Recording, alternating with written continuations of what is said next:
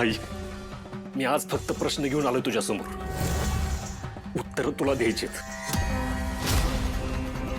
काय माझ्या सेवेत कमी पडलं ग? अजून किती दिवस या राक्षसांनी त्या लोकांना त्रास देताना बघत राहायचं आम्ही? कधी जाग येणार आहे तुला? हा न्यायाच्या विरोधात उभं राहणाऱ्याला ना कुणीच वाली नाहीये. तू पण नाहीयेस. का असं?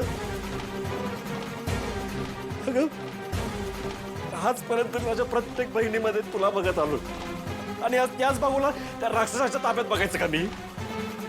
लहान मुलं तुझ्या चरणावरची फुलं असतात ना ग, मग त्या फुलांना चिरडणाऱ्या त्या राक्षसाचं काहीच का करत नाहीयेस तू? अगं, माझ्यावर विश्वास ठेवून माझ्या भाऊसाठी इतकी वर्ष वनवास भोगत आलेले नर्मदा काकी आणि प्रसाद त्या घरात गेले आणि जे नको होतं तेच झालं. जालिंदरच्या हाती लागले ते.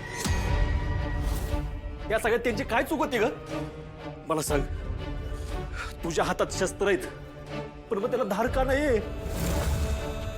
भक्ताला पूजा करायचा अधिकार असेल पण मग त्याला अभय का नाहीये?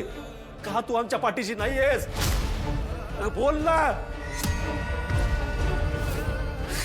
मी ना, मी तुझ्यासाठी रक्त वाईन पण मग तुला माझ्या डोळ्यातल्या पाण्याची स्थान काय?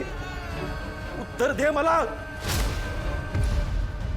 ठीक आहे, तू आई आहेस ना, मी पण तुझा भक्त आहे. मग तुझ्या भाळी असलेल्या मळवटाची हानी घेऊन सांगतो, जर न्याय झाला नाही तर ह्यो सूर्या जलसमाधी घेणार. सूर्या,